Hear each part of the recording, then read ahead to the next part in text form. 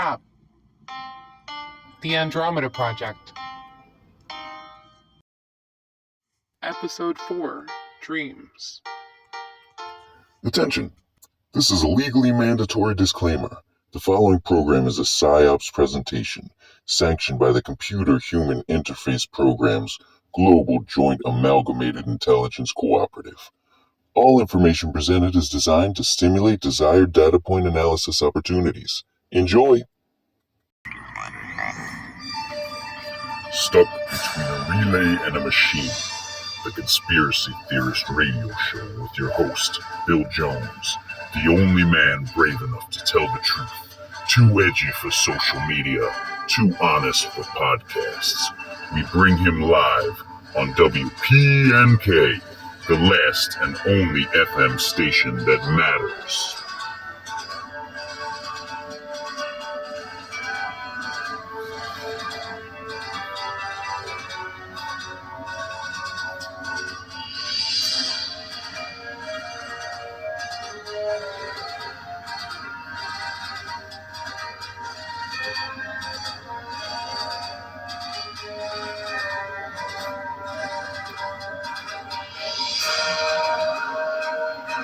And now, Bill Jones.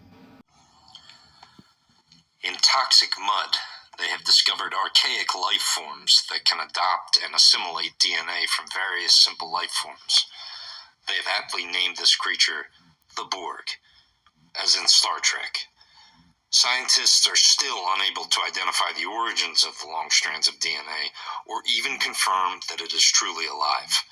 Meanwhile, virologists in the UN are working with a $12.6 billion budget to study quote-unquote evolutionary stimulants and suppressants. Is there a connection here? At the same time, the CRISPR program hones its skills on gene editing. And what exactly does that mean? And by what methods do they achieve these goals? Fungus overtaking the mines and zombifying locusts to facilitate its own reproduction. Farmers creating dino chickens through viral evolutionary inhibitors.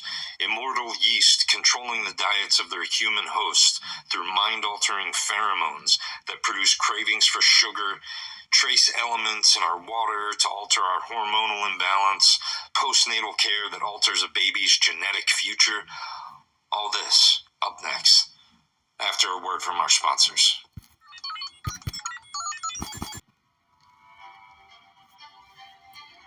You're not that smart, are you? That's all right.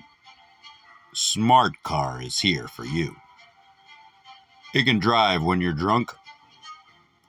If you get in a fender bender, don't worry. Smart Car will call the police for you. You back over your neighbor's lawn and create a tread mark? Don't worry. We'll contact your neighbor. Smart Car. We're here for you. Don't worry.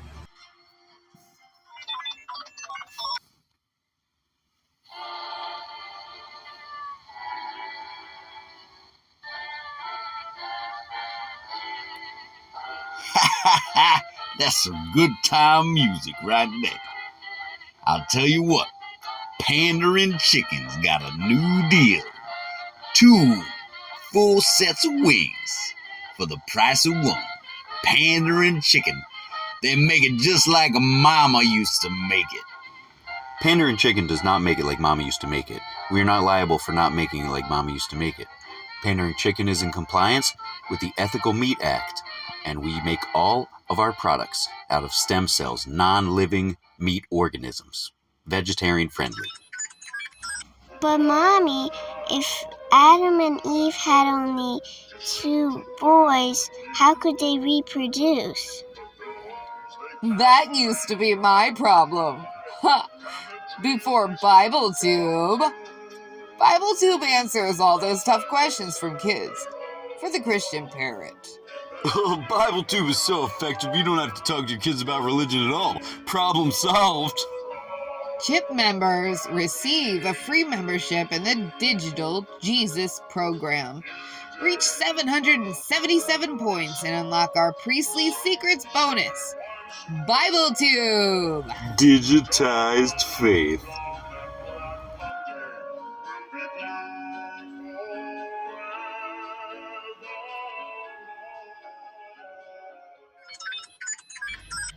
Guy and Gaia are entering a large one-story building in a single-file line.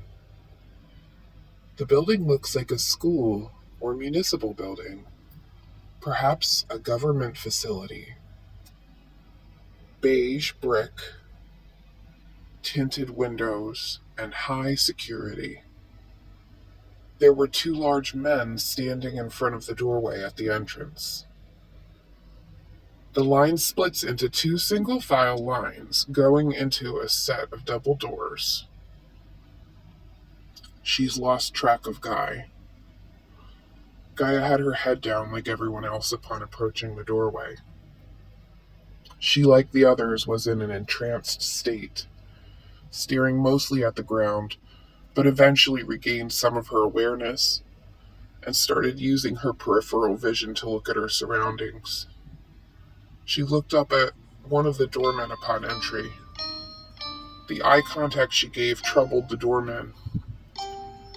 She was ushered in line through the double doors without any condemning reactions. Inside the building, people were very fatigued, solemn, and faces were ashen. As soon as she entered, her body felt heavy. She could hear nothing, but knew she was being instructed by some central figures who remained standing. They told everyone to sit at one of many cafeteria-style tables. Everyone please find your seats and wait quietly. Refrain from any physical contact or sudden movement. A woman with business casual attire was herding the droves of intake subjects where Gaia sat. No, not yet.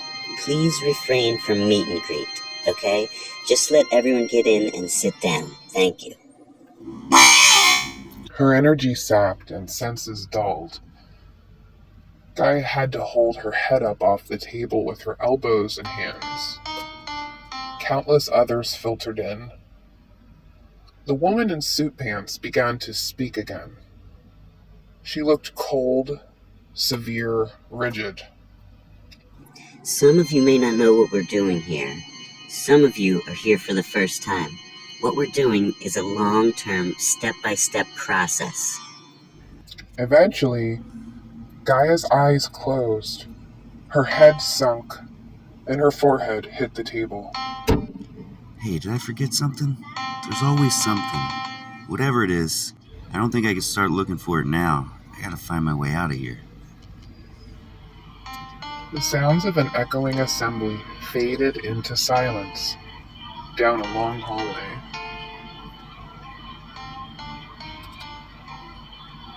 Gaia was with other women and children on an aircraft resembling a helicopter with no blades or wings of any kind. The vehicle was primitive. Within, there were no seats or seatbelts, but when the vehicle ascends, it is suspended beyond the limits of gravity, beyond the atmosphere's greatest reach.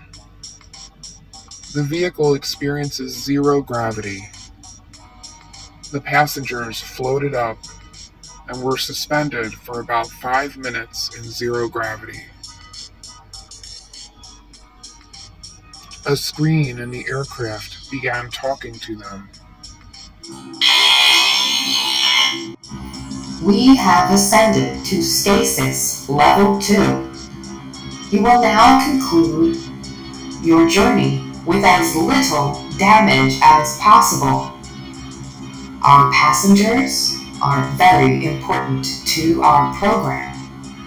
We would like you to hold on to a photograph of a loved one provided and wait to land.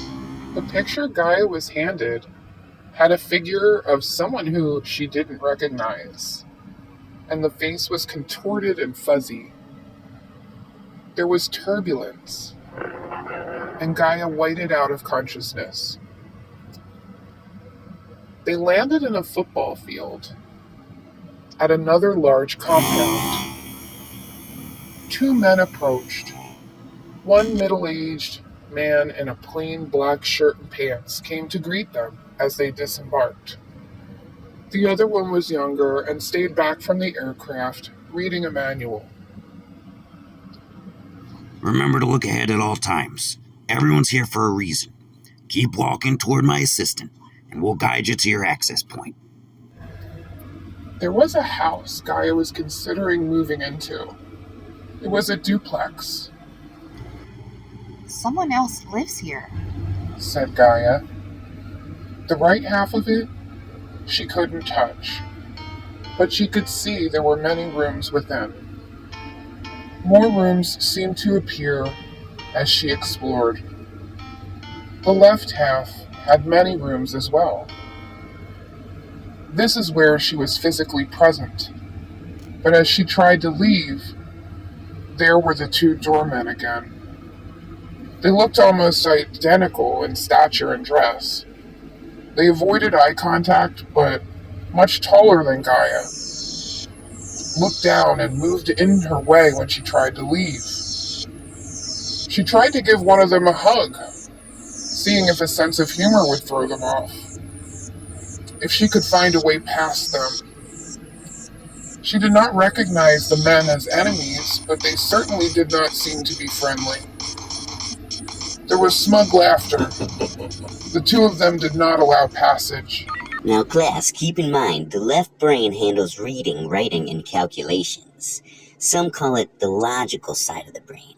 The right brain is more visual and deals in images more than words. It processes information in an intuitive and simultaneous manner. Gaia resumed rewalking down a hallway in a building that quickly alarmed the scientist and the students.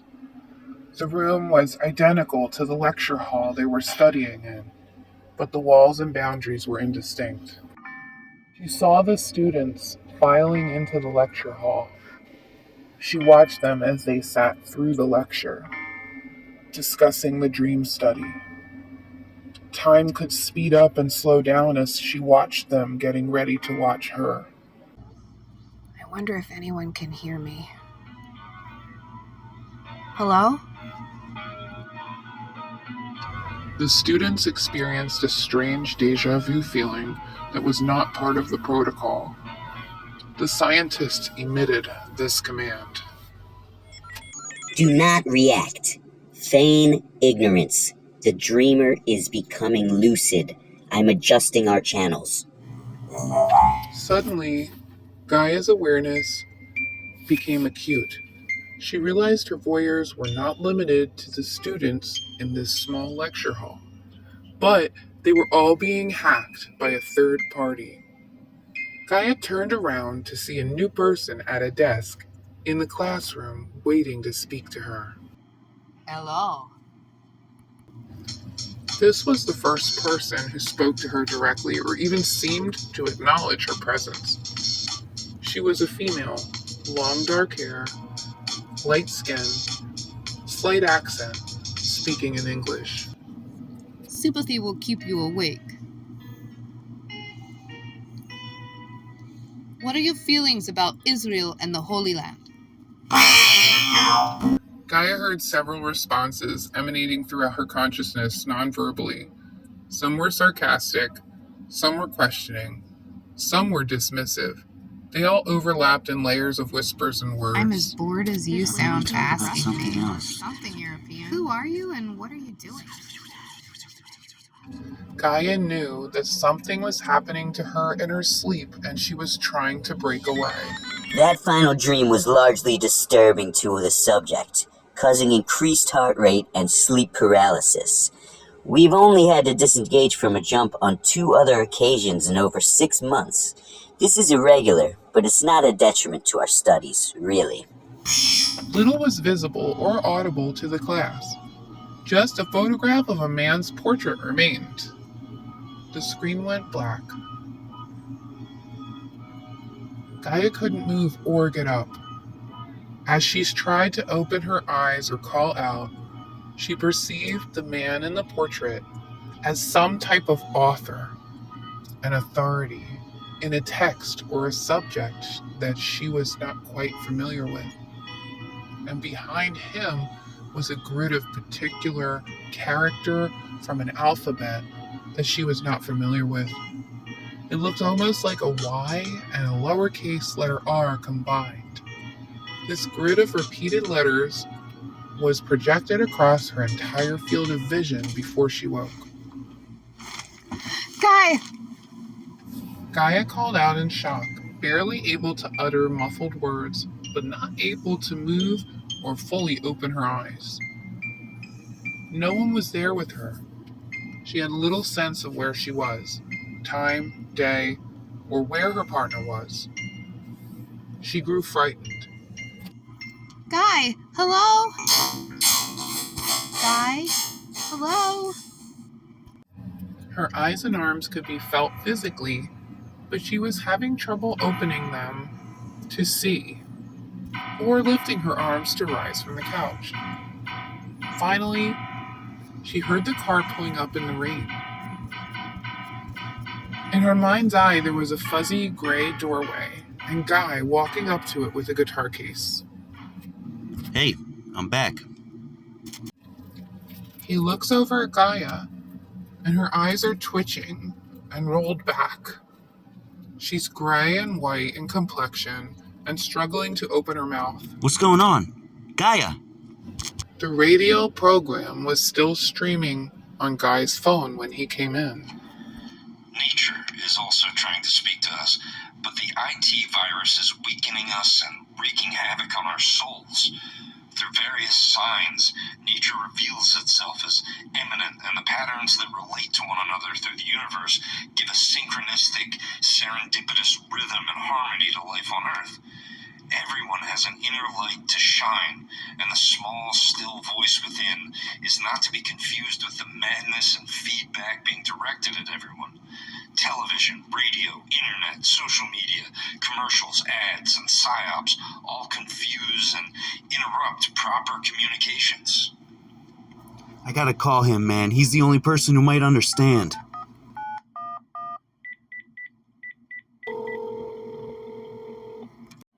Bill, I'm so glad we got a hold of you. Thank you. We were listening to your show that I called in the other day. Ah, yes, I remember. Well, when we got home, all this stuff, just like we were talking about, started happening. I don't quite understand what you mean. I mean SASP, the bugs, all of it. There was someone else watching us from the other side of the TV screen. Weird shit, man. Well, I have heard of that happening. Not a good sign for you, unfortunately. You should have seen it. A roach was standing at the edge of the counter staring at us, poised to attack. It was not a regular bug. Plus, I think one might have infected my girlfriend. She can't talk. She's unable to wake up all the way. She seems like she's in shock. We gotta talk, man. Okay, bring her to my station. Are you sure? Yeah, don't say anything else over the airwaves. Warning. Guy helps Gaia to her feet and leads her to the door. Okay, come on, we gotta go.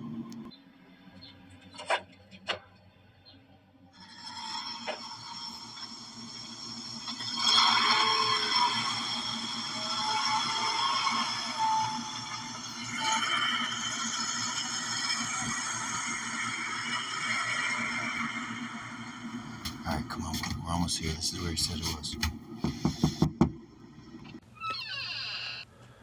Come on, get in quickly. Bill leads them through a side door, down a flight of stairs, through a corridor, and into a basement area with no windows, but plenty of furniture and space. Well, welcome to my bunker, guys. How can I help you? They talked at length about some of their experiences. Gaia describes moments of paralysis, of fuzzy white vision, the audible tones and clicks, and her strange dreams.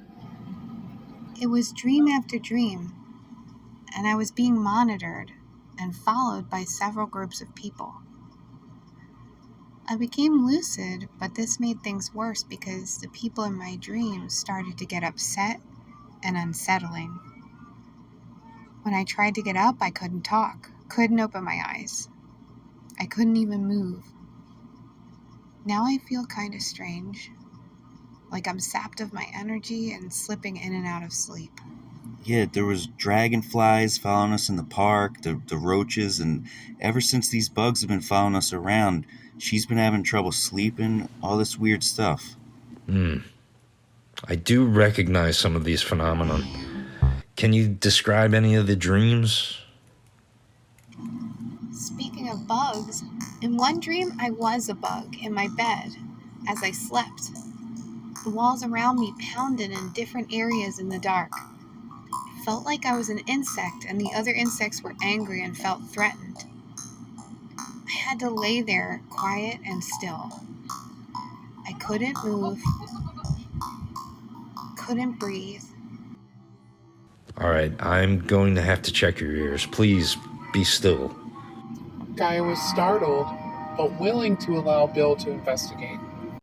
Okay, I need a flashlight and some tweezers and a little luck.